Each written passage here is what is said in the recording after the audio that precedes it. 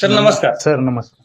हे रेसिपी जे तुम्ही वापरलाय याचा काय फीडबॅक आहे सर? फीडबॅक म्हणजे मी माझ्या मित्राच्या गोट्यावर बैठलो होतो, संतोष आहेत त्यांच्या गोट्या मी ह्याचा त्यांनी सांगितला तो रिझल्ट चांगला सांगितला होता. मग त्याच्यानंतर ही रेडी आहे पहिला 7 महिन्याची गाभण.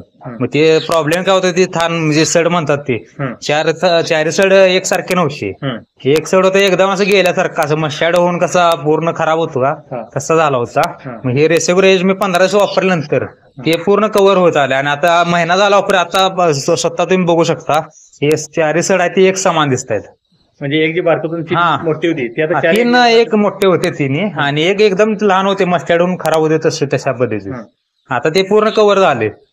आणि दुसरी एक गोष्ट सांगायला तुम्हाला, ही म्हैस आहे ना, ही त्या मस्टर्डचा प्रॉब्लेम होता, त्याला 3 ते 4 दिवस मी वापरले. ते मस्टर्ड प्रॉब्लेम ते पण कव्हर झाला आणि 1-1.5 लिटर लगेच दूध वाढायला चालू.